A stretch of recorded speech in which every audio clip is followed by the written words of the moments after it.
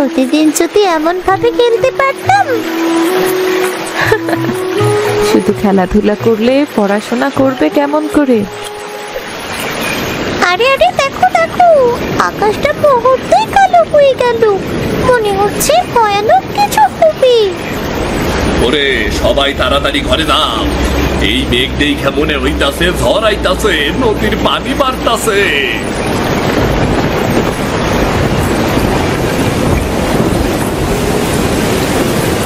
হায় সৃষ্টিকর্তা, বৃষ্টি যে থামছেই না, পানি যে ঘরে ঢুকে পড়েছে। ছোট ছোট বাচ্চাদের নিয়ে যাবো কোথায়? সব ভেসে যাচ্ছে, ঘর ভেঙে পড়েছে। হায় সৃষ্টিকর্তা, কি সব হচ্ছে সব? আমাদের বাঁচাও, সব ভেসে গেল রে। যে নদী একসময় ছিল জীবনের গান, মুহূর্তে সে হয়ে উঠল মৃত্যুর ভয়াল স্রোত। আনন্দে ভরা গ্রাম তখন কান্না আর আতঙ্কে ডুবে গেল। দাদা দাদা দেখো না, আমাদের ঘরটাও নেই, আলনা খাট হাঁড়ি পাতিল সব নদীর পানিতে ভেসে গেল। প্রতি বারই এমন হয়, প্রতিবার বন্যা এলে সব ভেসে যায়। আমরা আমরা কি সারা জীবন এভাবেই রাত কাটাবো? নীলা, যদি নদী ঘর ভাসিয়ে নিয়ে যায় তাহলে নদীর বুকেই ঘর বানানো উচিত। এমন একটা ঘর যেটা ভেসে থাকবে কিন্তু কখনো ডুবে যাবে না। পানি যতই আসুক ঘরটা আমাদের সাথেই ভেসে থাকবে। নদীর বুকের ওপর ঘর? দাদা তুই কি সত্যি ভাবছিস এটা সম্ভব? নদী তো কত ভয়ানক, তার স্রোতের সাথে কেউ লড়তে পারে নাকি? কে বলেছে পারা যায় না? কলা গাছ দেখেছিস? এক একটা কলা গাছ বিশাল, কিন্তু কখনো ডোবে না। আমি দেখেছি ঝড় এলেও কলা গাছ নদীতে ভেসে থাকে।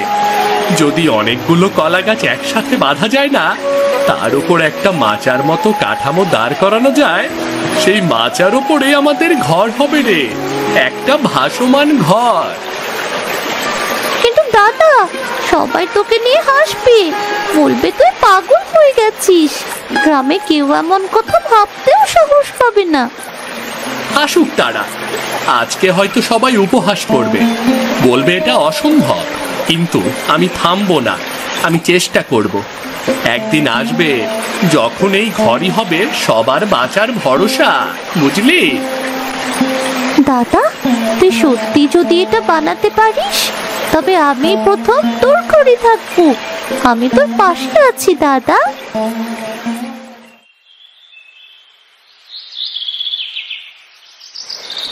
দেখলি নীলা, ওসব কলা গাছগুলো খেয়াল কর, ঝড় বৃষ্টি স্রোত ঢেউ কিছুতেই ওরা ডুবছে না। কত ভারী গাছ, তবুও ডুবছে না, ভাসছে। হ্যাঁ দাদা সত্যি তো, আমি ভেবেছিলাম এত জোয়ারে সব কিছু ডুবে যাবে, কিন্তু কলা গাছগুলো যেন নদীর সাথে লড়াই করছে। এটাই হলো রহস্য, কলা গাছই আমাদের বাঁচার উপায়। ভাবতো, যদি অনেকগুলো কলা গাছ একসাথে বেঁধে রাখা যায় তাহলে তার উপর কাঠামো দাঁড় করানো যাবে, যেমন মাচা হয় ঠিক তেমন, আর সেই কাঠামোর ওপরেই হবে আমাদের ঘর, বুঝলি? দাদা নদীর বুকের ওপর ঘর বানানো মানে তো খুব বড় ব্যাপার। যদি ভেসে যায়, যদি স্রোতে টেনে নিয়ে যায়, তখন সবাই বলবে মিলন পাগল হয়ে যাচ্ছি। তুই কষ্ট পাবি রে দাদা। না নীলা, আমি ভয় পাবো না। সবাই হাসুক, সবাই বলুক আমি পাগল, আমি জানি কলা গাছ আমাদের ভাসিয়ে রাখবে। এই ভাসমান ঘরই মানুষকে বাঁচাবে, তখন সবাই বিশ্বাস করবে। তুই যদি সত্যি এটা মনে করিস সম্ভব, তবে আমি তোকে থামাবো না, আমি পাশে আছি তোর। কিন্তু দাদা প্রতিশ্রুতি দিস, তুই এটা অর্ধেক করে ছেড়ে দিবি না। প্রতিশ্রুতি দিলাম, যত কষ্টই হোক আমি চেষ্টা করব। একদিন নদীর বুকে দাঁড়াবে কলা গাছের ঘর, আর তখন গ্রামবাসী আর কোনোদিনও ভেসে যাবে না, একদমই না। হাস্যকর মিলন, তুই কি ভাবছিস নদীর ওপর ঘর বানাবি? নদীর পানি বন্যার ঢেউ সব ভাসিয়ে নেবে। তুই কি সত্যি মনে করছিস এটা সম্ভব? দেখো সবাই, মিলন আবার পাগল হইয়া গেছে। বন্যার দিন নদীতে ঘর বানাইবো। ওরে বেচারা, এ যে সব ভাইসা যাইতাছে, তুই কি দেখতে পারতাস না নাকি?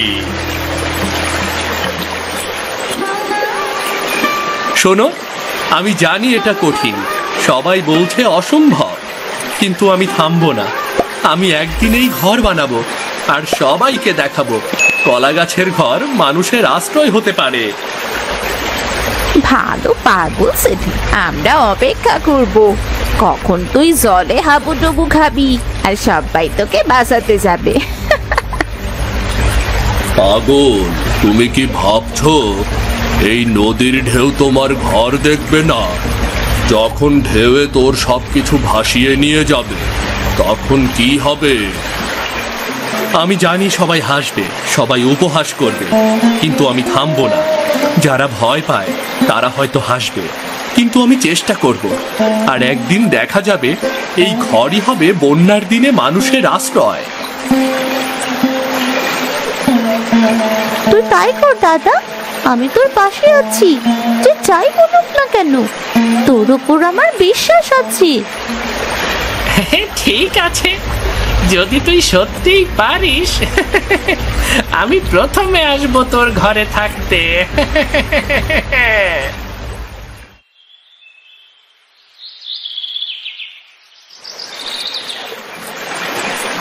নীলা, দেখছিস এই কলা গাছগুলো?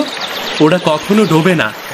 যদি আমরা সঠিকভাবে এগুলো জোড়া দেই, বাঁশ ও দড়ি দিয়ে শক্ত করি, তাহলে আমরা বানাতে পারবো ভাসমান ঘর। হয়তো প্রথমে কেউ বিশ্বাস করবে না, কিন্তু একদিন সবাই দেখবে আমরা পারি। দাদা, আমি জানি তুই পারবি। আমি কি সাহায্য করব? যেটুকু পারি আমি সবই করব। আমি তোর পাশে থাকবো দাদা। ঠিক আছে নীলা, আজ থেকে আমাদের কাজ শুরু। সবার উপহাসের কথা মাথায় আনবে না। আমরা প্রথমবার চেষ্টা করব, যদি ব্যর্থ হই নতুন উপায় খুঁজব। একদিন এই ঘর হবে আমাদের সবার জন্য। দাদা দেখ, এটি ঠিক মতোই ভেসে আছে। আমরা যদি আর একটু শক্ত করে বাঁধি তাহলে আরো শক্ত হবে। আমি নিশ্চিত আমাদের ঘর ভেসে থাকবে।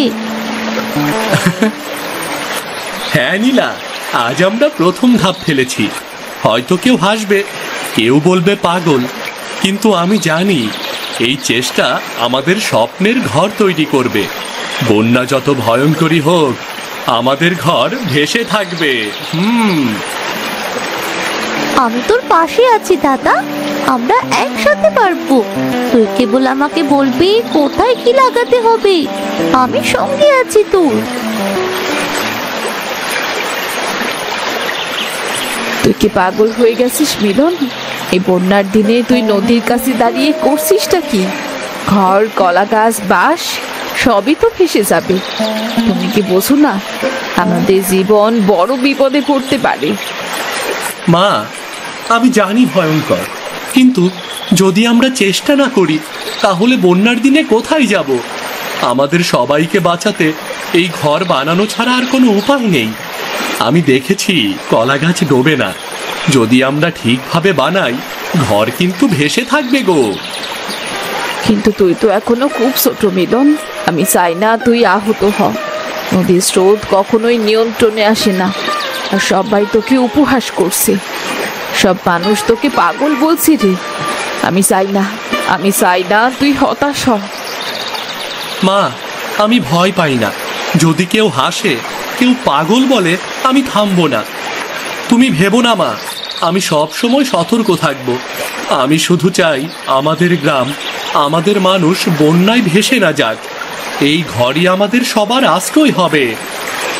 তুই সত্যি দৃঢ় মিলন। আমি জানি তোর ইচ্ছে শক্তি কতটা, কিন্তু মা হিসেবে আমি চাই তুই সব সময় সাবধানে থাক। তোর যদি কিছু হয়, আমি কি করে বাঁচবো? মা, দাদা ঠিকই বলছি, আমরা একসাথে আছি। তুমি ভয় পেও না মা, আমরা সাবধানেই করবো।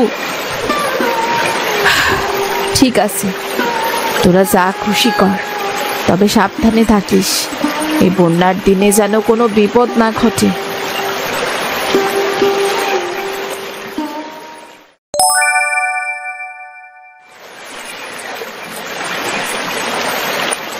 শুনছি তুমি নদীর ওপর ঘর বানানোর পরিকল্পনা করছো মিলন।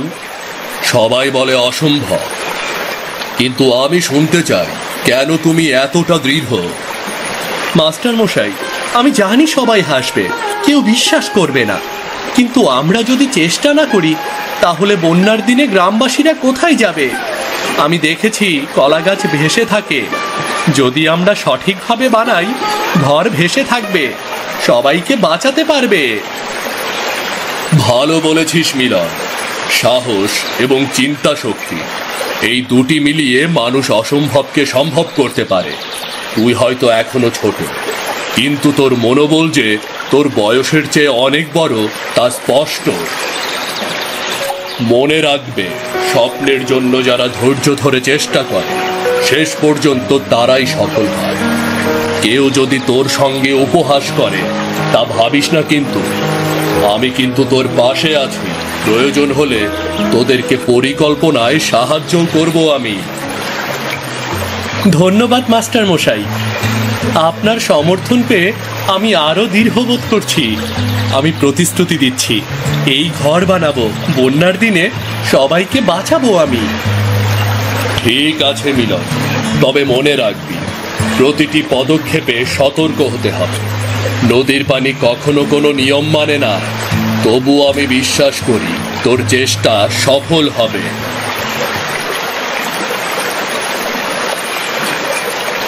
মিলন, আমি শুনেছি তুই নদীর ওপর ঘর বানাচ্ছিস।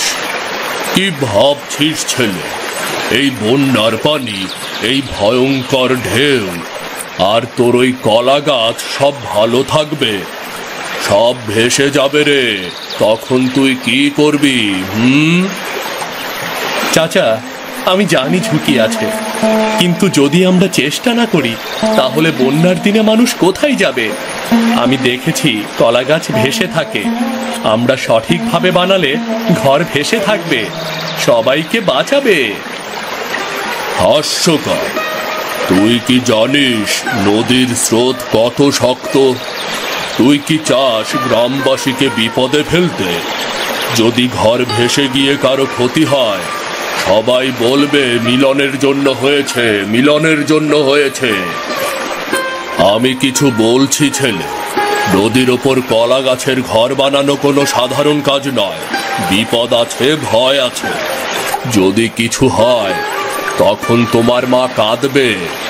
আমি চাই না তোদের কোনো কষ্ট হোক। চাচা, আমি সব বুঝি, কিন্তু আমি থামবো না। কেউ হাসুক বা উপহাস করুক, আমি চেষ্টা করব। একদিন দেখবে এই ঘরই হবে বন্যার দিনে মানুষের আশ্রয়। আমি চাই সবাই বাঁচুক। তুমি সত্যিই দৃঢ় মিলন, তবে মনে রেখো সতর্ক থাকতে হবে। নদী খেলার জায়গা নয়, তবুও তুমি এতটা দৃঢ়। দেখি তাহলে কি হয়।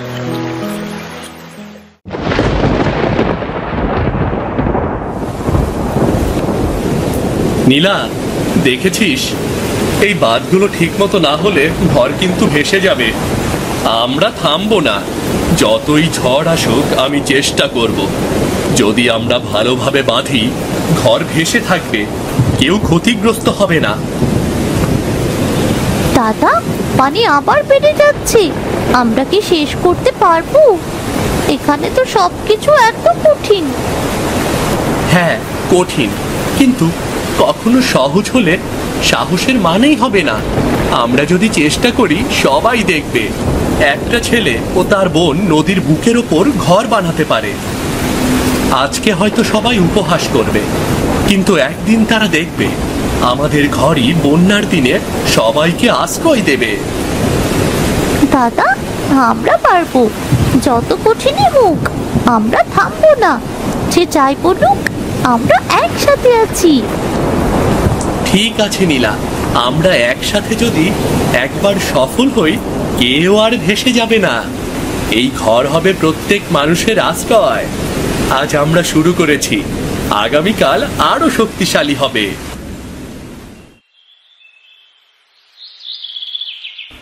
নীলা, দেখেছিস সব শেষ হয়ে এসেছে। দেখ, এখন ঘর ভেসে থাকবে রে। কেউ যা ভাবতে পারে না, আমরা তা করে দেখিয়েছি। নদীর ওপর কলা গাছের ভাসমান ঘর, যা হতে পারে মানুষের আশ্রয়। দাদা, এটা অসাধারণ। আমি জানতাম তুই পারবি। নদীর ওপর ঘর ভেসে আছে কিন্তু ডুবছে না। আমরা সত্যি করলাম। এটা এটা কি মিলন, তুই সত্যি করেছিস? নদীর ওপর কলা গাছের ঘর দাঁড়িয়ে আছে, আমি বিশ্বাস করতে পারছি না। সত্যি আমি ভুলে গিয়েছিলাম তুই এভাবে সম্ভব করতে পারবি রে। মিলন, তুই আমাদের চোখ খুলে দিলি রে, চোখ খুলে দিলি। আমি জানতাম বাবা তুই পারবি।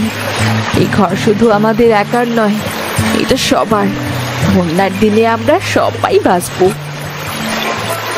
দেখেছিস দাদা, আমরা একসাথে করেছি। কেউ কি কখনো ভাবতে পারতো নদীর ওপর কলা গাছের ঘর? হ্যাঁ নীলা, আমরা করেছি। যে যতই হাসুক বা উপহাস করুক না কেন, আজ থেকে এই ঘরই হবে গ্রামবাসীর আশ্রয়। বন্যা যতই ভয়ানক হোক, আমরা আর ভেসে যাব না।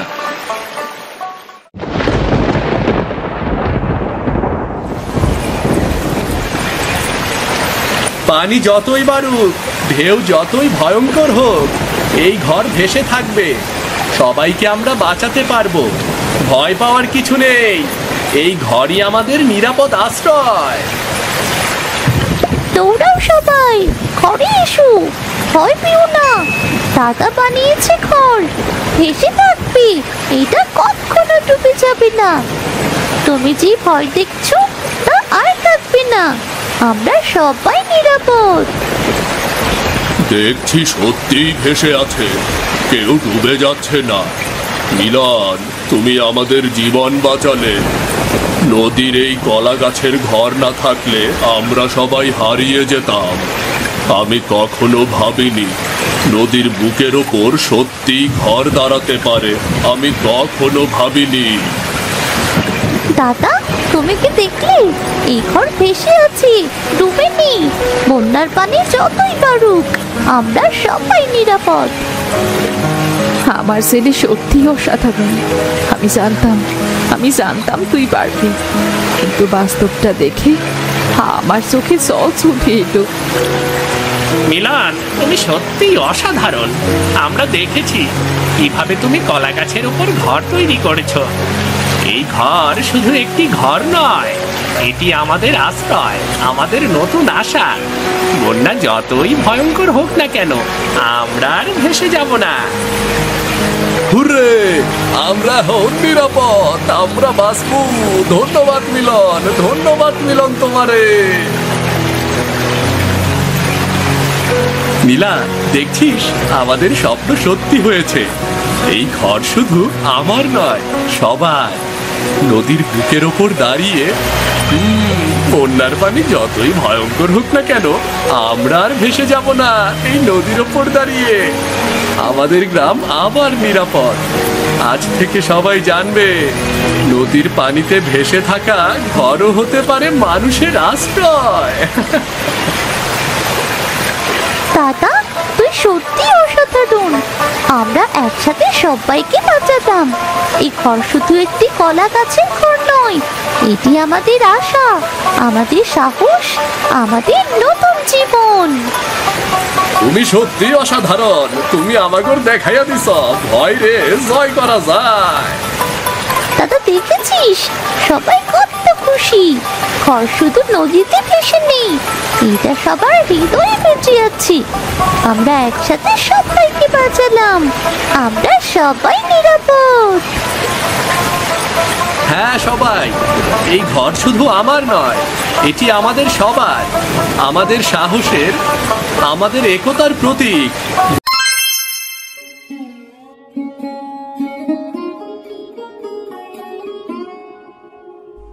বুঝলি বুড়ি, এমন একটা গলার হারের আমার অনেক দিনের শখ ছিল। বাবাকে কতদিন ধরে বলেছিলাম এমন একটা হার কিনে দেওয়ার জন্য। আজকে বাবা হারটা এনে দিল। হারটা হাতে পেয়ে কি যে ভালো লাগছে। হ্যাঁ রে আপা, তোকে হারটা খুব মানাবে। তবে এর সাথে এক জোড়া কানের দুল আর হাতের এক জোড়া বালা হলে আরো দারুণ লাগতো। তোমার তো অনেক কানের দুল আছে আর বালাও আছে আপা। তাতে কি হয়েছে, এই গলার হারের সাথে মিলিয়ে আমার কানের দুল আর বালা লাগবে। এরকম নকশার কানের দুল আর বালা তো আমার নেই। আপা তুমি এত সুন্দর যে কানের দুল আর বালা ছাড়া তুমি যে হারটা পরবে, তোমাকে তাতেও খুব সুন্দর লাগবে। কি যে বলিস না পড়ি, খালি মন রাখার কথা। হ্যাঁ রে, তুই কেমন গয়না নিবি দেখালি না তো। আমি তো কোনো গয়না নিইনি আপা। সে কি, তুই কোনো গয়না নিসনি কেন রে? বাবাকে বললেই তো তোকে গয়না গড়িয়ে দিত। আমার কোনো গয়নার দরকার নেই আপা। আমার যে গয়না আছে সেগুলোই তো আমার পরা হয় না, আবার নতুন গয়নার কি দরকার? কি যে বলিস না, নতুন নতুন গয়না না হলে কি চলে? আমার তো প্রতি মাসে নতুন গয়না আর পোশাক চাই। এই মাসে আরো নতুন পোশাক নেব।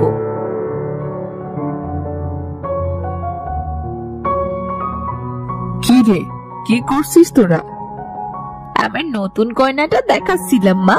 গয়নাটা তো খুব সুন্দর হয়েছে, কিন্তু গয়নাটা কিসের সাথে পরবো বলো তো মা? আমার কিন্তু নতুন পোশাক চাই। আচ্ছা ঠিক আছে, তোর বাবাকে বলবো নতুন পোশাক এনে দিতে। সে তো তোর কোনো আবদারই ফেলে না। হ্যাঁ মা, বাবাকে আজই বলো। নতুন গয়না নতুন পোশাকের সাথে না পরলে কি চলে? নতুন গয়না নতুন পোশাকের শখ বাবার বাড়িতেই মিটিয়ে নে মা। বিয়ে হয়ে গেলে স্বামীর বাড়ি চলে গেলে এইসব শখ আর মেটাতে পারবি না। কেন মা, তখন এসব শখ মেটাতে পারবো না কেন? স্বামী কি আর বাবার মতো অত টাকা পয়সা খরচ করে শখ পূরণ করাবে? ভাগ্যে কি আছে তা কে জানে বল। আমি তো এমন কাউকে বিয়ে করব যে আমার শখ পূরণ করবে, অনেক বড় লোক হবে, আমায় নতুন নতুন পোশাক আর নতুন নতুন গয়না দিতে পারবে, বিশাল বড় বাড়ি থাকবে, টাকা পয়সা আরামের কোনো কমতি থাকবে না আমার। তুমি দেখে নিও মা। আচ্ছা, আমার পরিবারেরও কি সেই রকম ইচ্ছে নাকি? কিরে মা, তুই কি অনেক বড় লোক কাউকে বিয়ে করতে চাস? না মা, আমার তো টাকা পয়সার দরকার নেই। আমার শুধুমাত্র একজন সৎ মানুষের প্রয়োজন। সৎ মানুষ? হ্যাঁ রে আপা, তার অনেক টাকা পয়সা না থাকলেও চলবে, কিন্তু মনটা খাঁটি আর সৎ হতে হবে। সে কখনো কারো কোনো ক্ষতি করবে না, কাউকে দুঃখ দিয়ে কথা বলবি না। এমন মানুষকে বিয়ে করে লাভ কি, যে টাকা পয়সা খরচ করতে পারবে না? নিজের শখগুলো পূরণ হবে কি করে? পরিটা যে কিসব বলে না, শুনলেই হাসি পায়। আচ্ছা ঠিক আছে, সময় আসলে দেখা যাবে কার ভাগ্যে কি আছে। এখন চল তো তোরা, খাওয়ার সময় হয়ে গেল। তোদের বাবা তোদের জন্য অপেক্ষা করছে। হ্যাঁ চলো মা। কি ব্যাপার, আজ টেবিলে বড় মাছ নেই কেন? আমি না আজ কি জেলে বড় মাছ দিয়ে যায়নি? দিয়ে গেছে, আমি রান্না করতে বারণ করেছি। বারণ করেছো কেন? কারণ গত দুদিনও বড় মাছ রান্না করা হয়েছিল, আপনারা কেউ সেটা খাননি, তাই খাবারটা নষ্ট হয়ে গিয়েছিল। নষ্ট হোক আর যাই হোক, খাবার টেবিলে বড় মাছ আবার চাই চাই। টেবিলে এত খাবার থাকে প্রতিদিন, সেগুলো খেয়েই তো সবার পেট ভরে যায়। এরপর আবার প্রতিদিন বড় মাছও থাকতে হবে? এটা অপচয় ছাড়া কিছুই নয়। আমি খাবার টেবিলে বড় মাছ দেখতে চাই, আর কিছু শুনতে চাচ্ছি না। কাল থেকে যেন খাবার টেবিলে মাছ মাংস সবই থাকে। জি আচ্ছা, ঠিক আছে। আজ আমি কিছু গুরুত্বপূর্ণ কথা বলবো। মা জরি, মা পুরি, আমি তোদের বিয়ে দিতে চাই। পাত্র কারা, কি করে? আমি পাত্র দেখেছি, দুজনই আমার ব্যবসায়ের অংশীদারের ছেলে। তাদের অনেক টাকা পয়সা, অনেক শান শওকাত। আবার মেয়েরা বিয়ের পর রানী হয়ে থাকবে। সে ঠিক আছে, তবে আপনার মেয়েদের একবার জিজ্ঞাসা করে নেওয়া দরকার ছিল তাদের কেমন পাত্র পছন্দ। মেয়েদের জিজ্ঞেস করার কি দরকার? আমি কি আর ওদের খারাপ চাইবো নাকি? আমার পছন্দ করা পাত্রদের ওদেরও পছন্দ হবে, আমি জানি। না বাবা, আমার কোনো আপত্তি নেই। আমার কিছু বলার ছিল বাবা, তুমি যদি অনুমতি দাও তবে বলতে পারি। বল বা, কি বলতে চাস? আমি শুধু জানতে চাই পাত্র সৎভাবে উপার্জন করে কিনা, স্বভাবে সৎ কিনা। আমি শুধু একজন সৎ মানুষকে বিয়ে করতে চাই বাবা, আর কিছু চাই না। ইয়ে না, মানে ব্যবসা করতে গেলে তো একটু আধ অন্য রাস্তা দেখতেই হয়। তা না হলে প্রচুর টাকা আয় করব কিভাবে বল? আমার প্রচুর টাকার দরকার নেই বাবা, আমি শুধু একজন সৎ মানুষকে বিয়ে করতে চাই। গরিব হোক তাতে আমার কোনো অসুবিধে নেই, যতক্ষণ না আমি একজন সৎ মানুষকে খুঁজে পাচ্ছি ততক্ষণ পর্যন্ত আমি বিয়ে করব না বাবা। সৎ মানুষ সেই একই কথা। বাস্তবে কখনো সৎ মানুষের দেখা পাওয়া যায় নাকি? জীবনের টাকাই সবকিছু, টাকা নেই তো কিচ্ছুটি নেই। জীবনে সব টাকা দিয়ে হয় না বাবা, টাকা দিয়ে তুমি সবকিছু কিনতে পারবে না। সততা অমূল্য সম্পদ। যতদিন না আমি সৎ কাউকে খুঁজে পাচ্ছি আমি ততদিন বিয়ে করবো না বাবা। ঠিক আছে, তুই তাহলে সৎ মানুষ খুঁজে বেড়া, আমি তাহলে শুধু চোরির বিয়ে দেব। তবে মনে রাখিস, আমি আবারও বলছি, বাস্তবে সৎ মানুষ বলতে কিচ্ছু হয় না। আমার বিশ্বাস আছে বাবা, আমি একদিন সৎ কাউকে খুঁজে পাবো। বাড়িতে কেউ আছেন নাকি? জি, আপনি কাউকে খুঁজছেন? জি, এখানে কি জামাল চৌধুরী নামে কেউ থাকেন? জি, আমার বাবার নামই জামাল চৌধুরী। জি, আমার নাম হাসান। আমি রূপগঞ্জে একটা কারবারে হিসাব দেখাশোনার কাজ করি। আপনার বাবা আজ একটা দোকানে এই ব্যাগটা ভুলে ফেলে এসেছিলেন, তাই আমি ফেরত দিতে এসেছি। জি আচ্ছা, আমাকে দিন, আমি বাবাকে দিয়ে দেব। আমি তাহলে আজ চলি।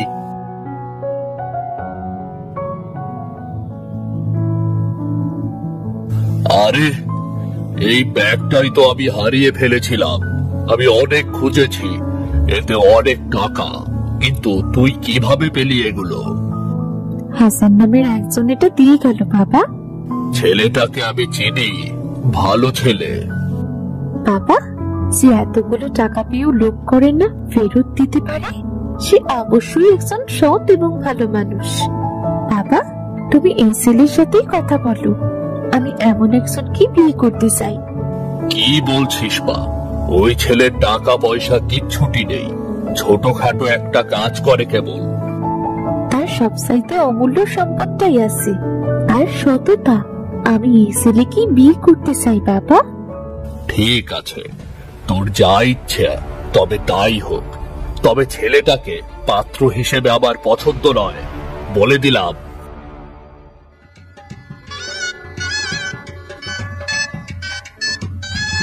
জরি, এই যে আমাদের বাড়ি। তুমি এখন থেকে এই বাড়ির বউ। বাড়ি পছন্দ হয়েছে তো? এত বড় বাড়ি আপনাদের, কত সুন্দর করে সাজানো। এখানে সবগুলো ঘরই এমন সুন্দর করে সাজানো। চলো, তোমাকে আমাদের ঘরে নিয়ে যাই। এত বড় ঘর, বাহ কি সুন্দর, আমার খুব পছন্দ হয়েছে। এই নাও জরি, আমি তোমার জন্য একটা উপহার এনেছি। কি উপহার এনেছেন? নতুন গয়না? না না, গয়না নয়, এই শাড়িটা নিয়ে এসেছি, তোমাকে খুব মানাবে। আরে এ কি, শাড়িটা এত সুন্দর কাজ করা নেই, দেখেও খুব একটা দামি বলে মনে হচ্ছে না। আমার এই শাড়ি পছন্দ হয়নি। আমার জরির কাজ করা অনেক দামি শাড়ি চাই। আচ্ছা ঠিক আছে, এখন আপাতত এটা নাও, আমি তোমাকে জরির কাজ করা শাড়ি এনে দেব। আর আমার নতুন গয়নাও চাই। আচ্ছা ঠিক আছে, নতুন গয়নাও এনে দেব। পরি, তোমাকে বড় বাড়ি বড় ঘর দেওয়ার সামর্থ্য আমার নেই। এই ছোট বাড়িতেই এখন তোমার সংসার গুছিয়ে নিতে হবে। হয়তো তোমার পছন্দ হবে না পরি। আমার খুব পছন্দ হয়েছে। এমন একটা বাড়ি আমি সব সময় চেয়েছিলাম।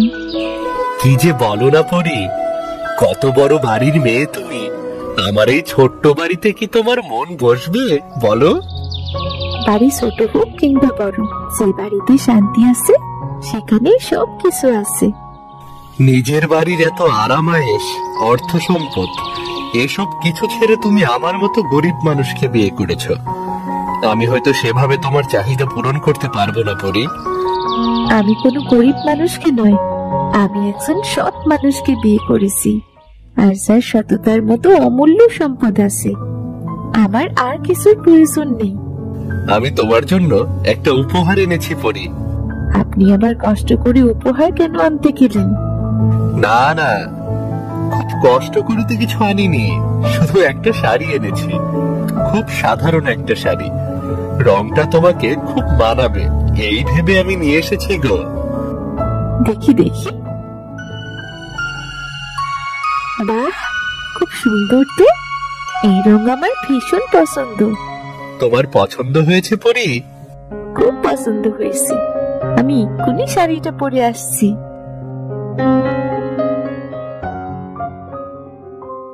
এই নকশার চাইতে অন্য নকশাটা বেশি সুন্দর মনে হচ্ছে। আজ উনি আসুক, ওনাকে বলে অন্য নকশার গয়নাটাও আনিয়ে নেব।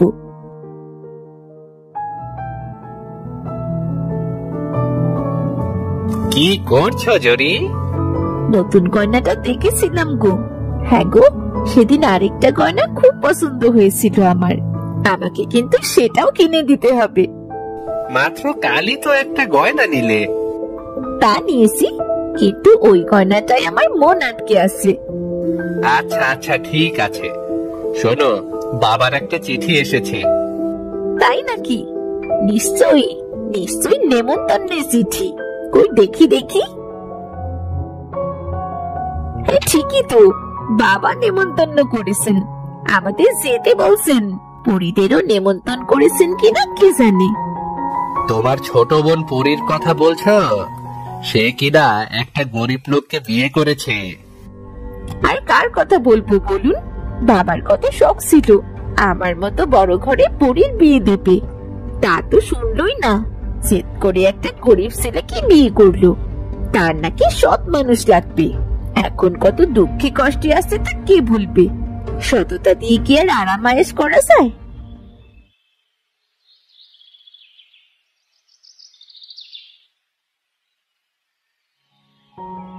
পরি, পরি, দেখো দেখো, বাবার চিঠি এসেছে। বাবা চিঠি পাঠিয়েছেন? কই দেখি দেখি।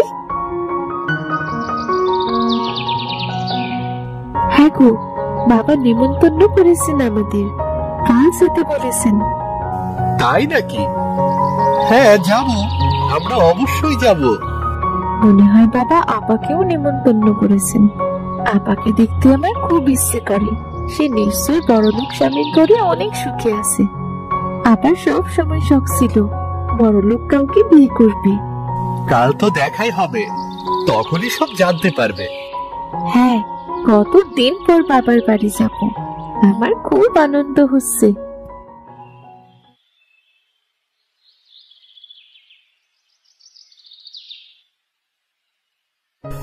আরে রে রে জরি, জামাই বাবাজি, তোমরা এসে পড়েছ। পথে কোনো কষ্ট হয়নি তো? না বাবা, আমাদের কোনো কষ্ট হয়নি। বাবা দেখো, তোমার জামাই তোমাদের জন্য 5 হাঁড়ি মিষ্টি এনেছে। আমি কত করে বললুম আমাদের বাড়িতে লোকজন নেই, এত মিষ্টি খাবে কি? কিন্তু সে শুনলই না। শ্বশুর বাড়িতে এত মিষ্টি না নিলে কি মানায়?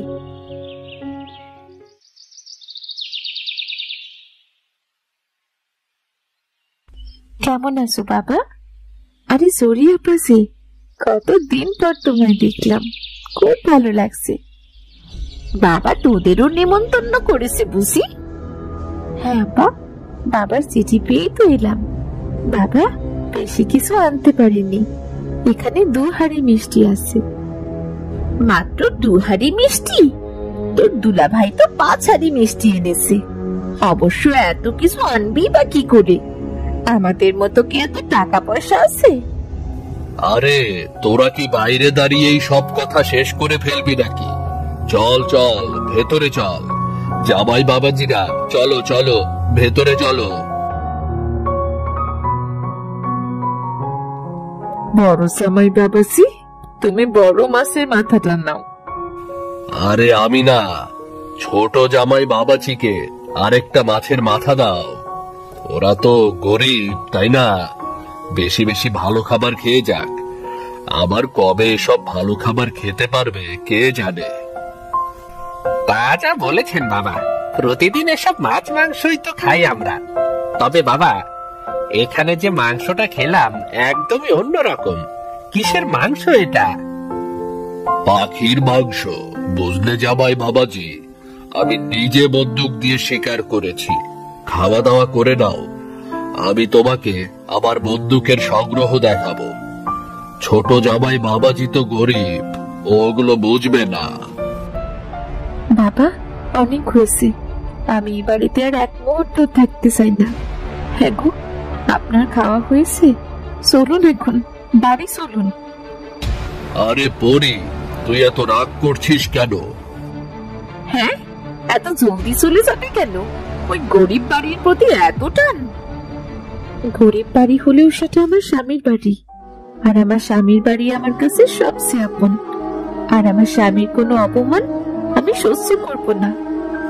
ও, গরিবের আবার মান অপমান? হ্যাঁ, আমরা গরিব হলেও আমাদের মান আছে। চলুন, এক মুহূর্ত আর এই বাড়িতে নয়।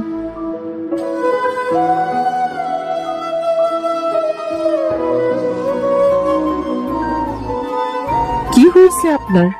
আপনাকে এমন কেন দেখাচ্ছে? আবার সর্বনাশ হয়ে গেছে। আমি না, ব্যবসায় অনেক টাকা লোকসান হয়ে গেছে। সবকিছুর জন্য আমার বড় জামাই হাবিব দায়ী। হে আপনি কি বলছেন? হাবিব আমার কথা বলে কারবার থেকে প্রচুর টাকা নিয়েছে। আমার অনেক ক্ষতি হয়ে গেল। আমি না, সব ক্ষতিপূরণ এখন আমাকেই দিতে হবে। কারো কাছ থেকে টাকা ঋণ দেওয়া ছাড়া আর কোনো উপায় নেই আমার। আপনি কেন এমন কাজ করতে গেলেন? আমার বাবার এত বড় ক্ষতি কি করে করতে পারলেন? তোমার এত এত চাহিদা, এত এত শাড়ি গয়নার প্রতি লোভ, আমি যদি এভাবে টাকা না নিতাম তাহলে কিভাবে তোমার চাহিদা মেটাতাম বলো? তাই বলে আপনি আমার বাবাকে ঠকাবেন? এছাড়া আমার কোনো উপায় ছিল না। আমি দুঃখিত জামাল সাহেব, আমি আপনাকে কোনো ঋণ দিতে পারছি না। কেন আজিজ সাহেব? আমি কথা দিচ্ছি, আমি আপনার সব টাকা সময় মতো পরিশোধ করব। না জামাল সাহেব, আমি আপনার বড় জামাইয়ের প্রতারণার কথা শুনেছি। যে কারবারে আপনার বড় জামাইয়ের মতো প্রতারক জড়িত আছে, সে কারবারের কেমন দুর্দশা আমি তা অনুমান করতে পারছি। আমাকে মাফ করবেন।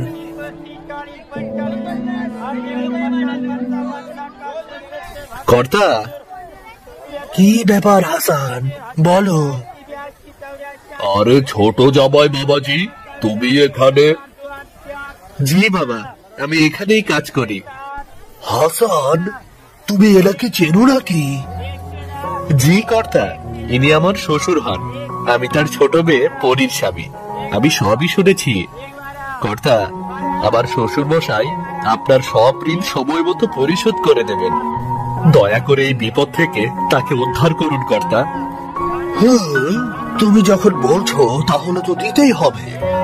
বুঝলেন জামাল সাহেব, আপনার ছোট জামাই আমার এখানে হিসাব দেখাশোনার কাজ করে। তার মতো সৎ এবং ভালো ছেলে এখনকার সময় পাওয়াই যায় না। এমন সৎ মানুষ যখন আপনার পরিবারে আছে, তখন আমার আর কোনো চিন্তা নেই। আপনি তার শ্বশুর, এই জন্যই আপনাকে আমি ঋণ দিচ্ছি। আপনাকে অনেক ধন্যবাদ আজিজ সাহেব। বাবা, তোমার ঋণ আমি কখনোই শোধ করতে পারবো না। না বাবা, এভাবে বলছেন কেন? আজিজ সাহেব অনেক ভালো মানুষ, উনি সবসময় বিপদগ্রস্তদের সাহায্য করেন। না বাবা, আজ তুমি না থাকলে আমি এই টাকাটা পেতাম না। আমাকে তুমি মাফ করে দাও বাবা। তুমি গরিব দেখে আমি তোমাকে অনেক অপমান করেছি। না বাবা, এভাবে বলবেন না, আমি ওসব কিছু মনে রাখিনি। আমার মেয়ে পরি ঠিকই বলতো, সততার চেয়ে বড় সম্পদ আর নেই। আমি পরির সাথে দেখা করতে যাব বাবা, ওর কাছে আমার ক্ষমা চাইতে হবে। চলো বাবা, পরির কাছে আমাকে নিয়ে চলো।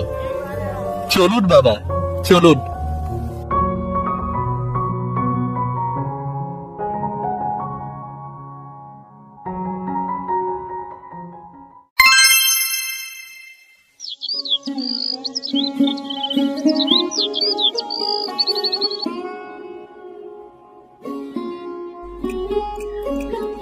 বাবা, কাল রাতে তো একটু ঘুমালেন না। ডাক্তার আব্বাসের ওষুধ খেয়েছেন? খেয়ে কি কোনো উপকার বুঝতে পারছেন?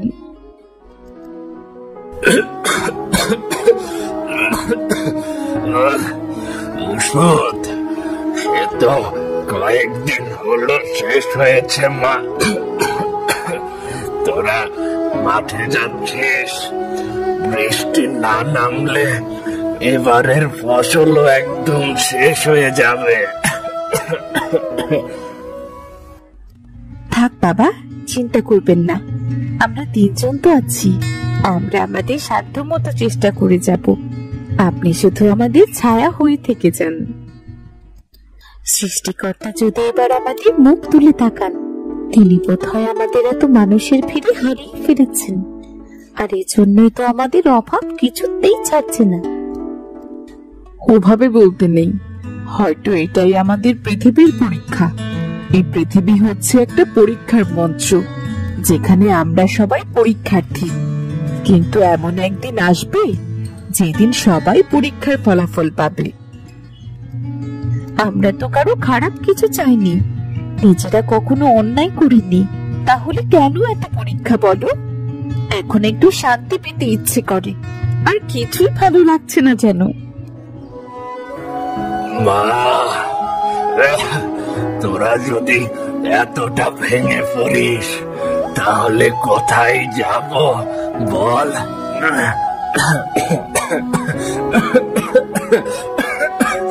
তোদের নিয়েও আমার এই সংসার। তোরা তো শক্ত থাক, তোরা শক্ত থাক।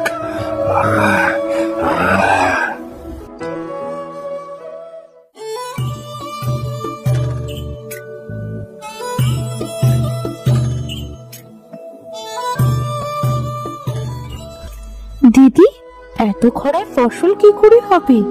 গোয়ালে তো এক মুঠো খড় নেই, গরু ও কাপিরা খাবে কি? জাহানারা, তুই নাজমাকে নিয়ে আম বাগানে যা, যেখানে আমের সাথে কাঁঠাল গাছও রয়েছে। হয়তো সেখানে কিছু কাঁঠাল পেকেছে। না, তুই একা পারবি না, এত রোদ। আর সত্যি বলতে এই কাজ কোনো মানুষের পক্ষে একা করা সম্ভব না। শোন, বাবাকে আজ রাতের ভাত দিতেই হবে। আজ দুদিন ঘরে রান্না নেই। বাবাকে বুঝতে দেই না আমরা না খেয়ে আছি। সেটা তো আমিও চাই না, কিন্তু বাবা কেমন করে যেন সব বুঝে নেয়। বাবার থেকে যত কিছু আড়াল করার চেষ্টা করি না কেন, বাবা সব ঠিক বুঝে যায়।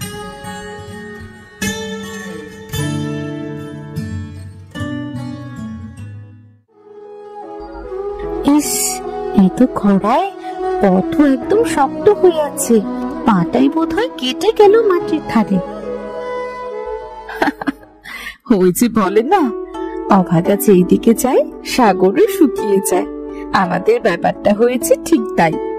আমাদের ভাগ্য কি এমনই থাকবে আমরা কি কখনো বাবাকে ভালো কিছু উপহার দিয়ে আগের মতো সুস্থ করে তুলতে পারবো না? কত ছেলে পুলে আজকাল তো বাবা মার কথা ভাবেই না, নিজেরা বড় হয়ে আলাদা হয়ে যায়। আর আমরা সব সময় আমাদের বাবা মা কিভাবে ভালো থাকতো সেটাই চেয়েছি, যদিও মাকে তো আর কিছুই দিতে পারলাম না। জানি না কি আছে কপালে, আর কষ্ট পেয়ে কি বা হবে বল। আমাদের জীবনটাই এত কষ্টের, এখন শুধু বাবাকে একটু শান্তিতে রাখতে চাই।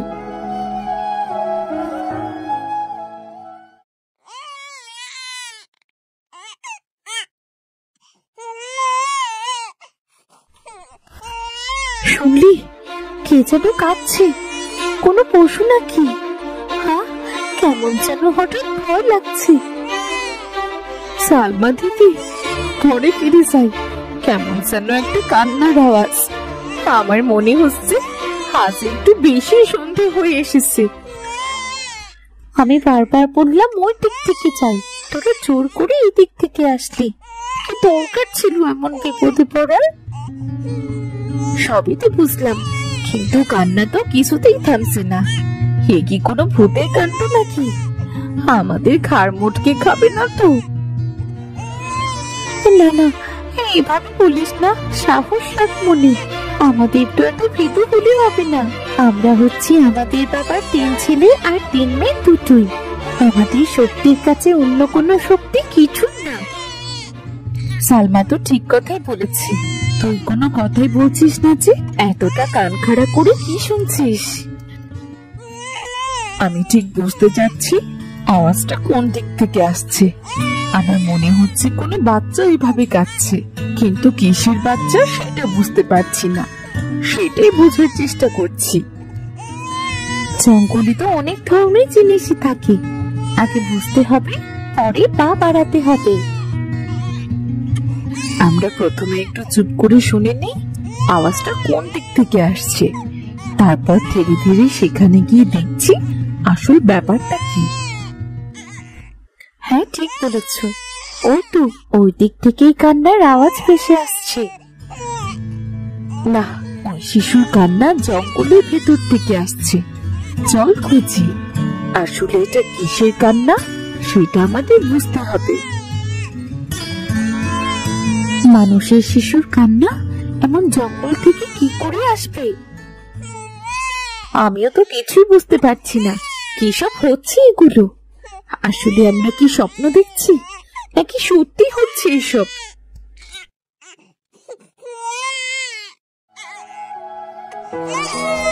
হে কার সন্তান?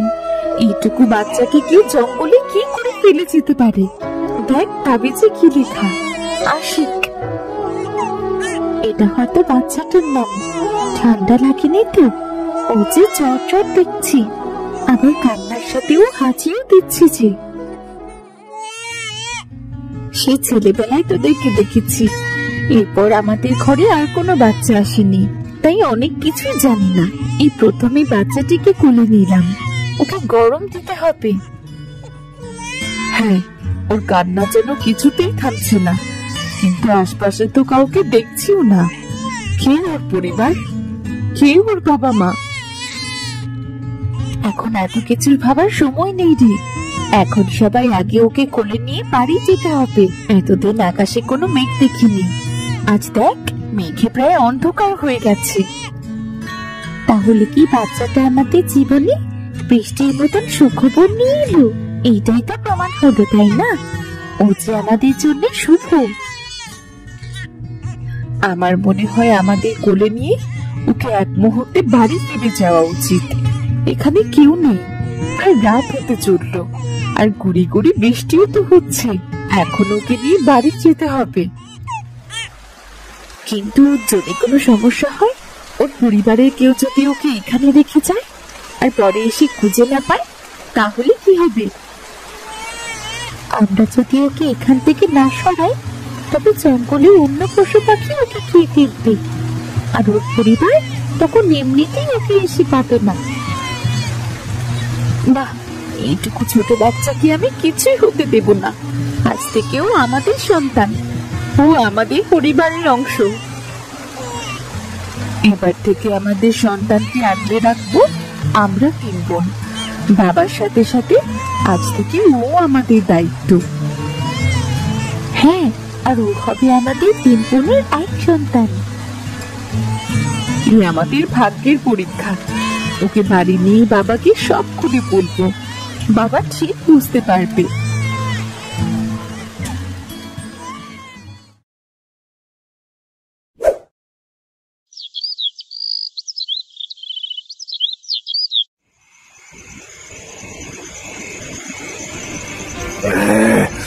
কি নিয়ে এলি? গ্রামের লোক কথা বলবে, উল্টা পাল্টা কথা বলবে, সবাই অনেক বাজে কথা বলবে। বাবা, এই শিশুর যদি বাবা মা থাকতো তবে ওকে পেলে যেত না। আমরা এই মা হব বাবা।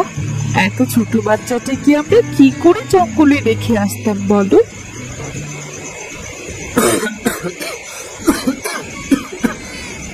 তোদের কি হবে মা? আমার তো সময় শেষ। যে কোনো সময় পরপারে আমি যে কোনো সময় পরপারে চলে যাব আমি।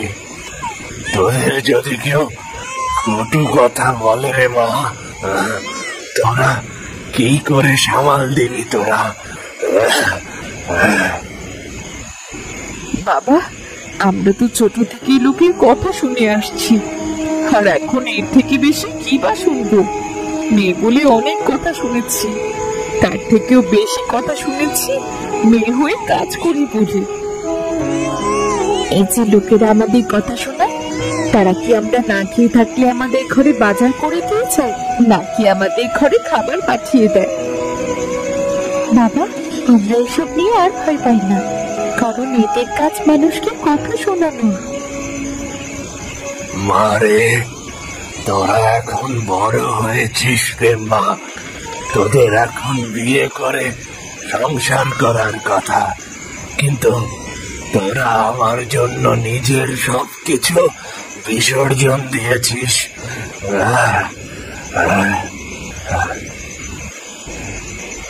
বাবা, কখনোই ভাবে নিজেকে দোষারোপ করবেন না। আমরা আমাদের নিজেদের ইচ্ছায় এভাবে আপনার জন্য করে যেতে চাই। আর সংসার আর কি, এখন তো আমরা বাচ্চার মা হয়েছি, আমাদের তো অনেক দায়িত্ব। যা ভালো মনে করিস কর, কিন্তু